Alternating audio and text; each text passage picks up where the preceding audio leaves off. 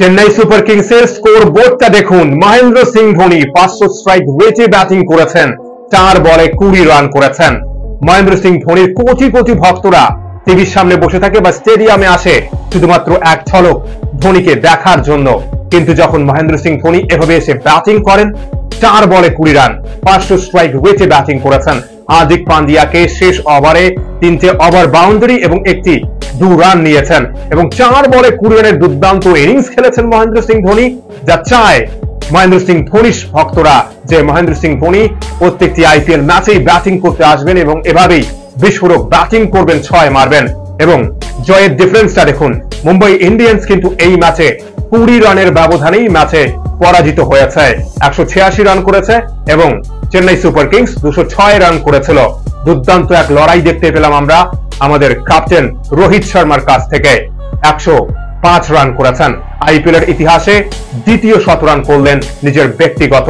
দুর্দান্ত ব্যাটিং করেছেন, দুর্দান্ত লড়াই করলেন, একা লড়াই করলেন। বাকি মুম্বাই ইন্ডিয়ান্সের ব্যাটসম্যানরা যদি ভালো পারফরমেন্স করতে পারতো এই ম্যাচে, তাহলে হয়তো ফলাফল অন্য কিছু হতে পারত। কিন্তু সেই শেষ ওভারে মহেন্দ্র সিং ধোনির 20 রান হার্দিক পান্ডিয়াকে যেভাবে মেরেছে, সবাই এনজয় করেছে আজকে।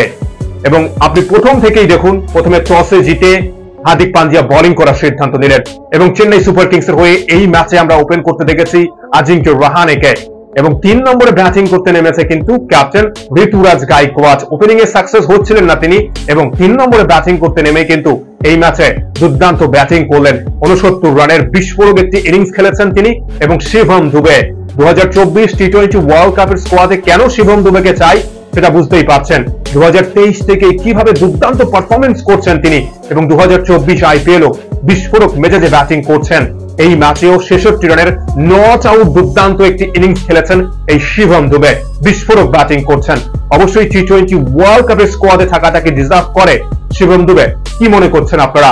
এবং শেষ মুহূর্তে যেটার জন্য সবাই অপেক্ষা করছিল, মহেন্দ্র সিং ধোনি ব্যাটিং করতে আসবেন এবং 4 বলে 20 রান করলেন, 500 স্ট্রাইক রেটে ব্যাটিং করলেন এবং চেন্নাই সুপার কিংস 206 রান করে 20 ওভার শেষে। কিন্তু 207 রানের লক্ষ্যমাত্রায় এই ম্যাচে ব্যাটিং করতে নেমে মুম্বাই ইন্ডিয়ান্সের হয়ে ওপেনিং উইকেটেই কিন্তু 70 রানের পার্টনারশিপ করেছিল রোহিত শর্মা এবং ঈশান কিশন। যদিও কিশন 23 রানে আউট হয়েছে, কিন্তু রোহিত শর্মা একা লড়াই করেছেন ওপেনিং থেকে শেষ পর্যন্ত, শেষ বল পর্যন্ত তিনি লড়াই করেছেন এই ম্যাচে। শুধু বাকি ব্যাটসম্যানরা যদি একটু সাপোর্ট করতে পারত। সূর্যকুমার যাদব রয়্যাল চ্যালেঞ্জার্স ব্যাঙ্গালোরের বিরুদ্ধে বিস্ফোরক মেজাজে ব্যাটিং করলেন, 17 বলে 50 করলেন, কিন্তু এই ম্যাচে পারফরমেন্স করা উচিত ছিল। কিন্তু 2024 আইপিএল এর দ্বিতীয় ডাক মারলেন সূর্যকুমার যাদব। হার্দিক পান্ডিয়া মাত্র 2 রান করে আউট হয়েছেন, ব্যর্থ হয়েছেন। একমাত্র তিলক ভার্মা কিছুটা চেষ্টা করেছে এবং একা লড়াই করলো ক্যাপ্টেন রোহিত শর্মা। 105 রান করেছেন, নট আউট ছিলেন শেষ পর্যন্ত। কিন্তু সেই মহেন্দ্র সিং ধোনির 20 রান এবং 20 রানেই পরাজিত হলো মুম্বাই ইন্ডিয়ান্স এই ম্যাচে। দুর্দান্ত বোলিং করেছে কিন্তু মাহিশা পাথিরানা, 4 উইকেট নিয়েছেন, দুর্দান্ত বোলিং করেছেন তিনি। কিন্তু এই ম্যাচে মুস্তাফিজুর রহমান 55 রান দিয়েছে, কিন্তু 1 উইকেট নিয়েছেন তিনি, অর্ধশত রান করেছেন। কিন্তু ভালো বোলিং করেছে, বলাই যেতে পারে যে চেন্নাই সুপার কিংসের বোলাররা তার জন্য 206 রান ডিফেন্ড করতে পেরেছে এবং এই জয়ের সাথে লিগ টেবিলে কিন্তু তৃতীয় স্থানে রয়েছে চেন্নাই সুপার কিংস এবং 6 ম্যাচের মধ্যে মাত্র 2 ম্যাচে জয়লাভ করেছে হার্দিক পান্ডিয়ার মুম্বাই ইন্ডিয়ান্স এবং পয়েন্ট টেবিলের নম্বর 1 পজিশনে রয়েছে রাজস্থান রয়্যালস এবং দ্বিতীয় স্থানে কলকাতা নাইট রাইডার্স। 2024 আইপিএল এর ফাইনাল হবে চিপোকে।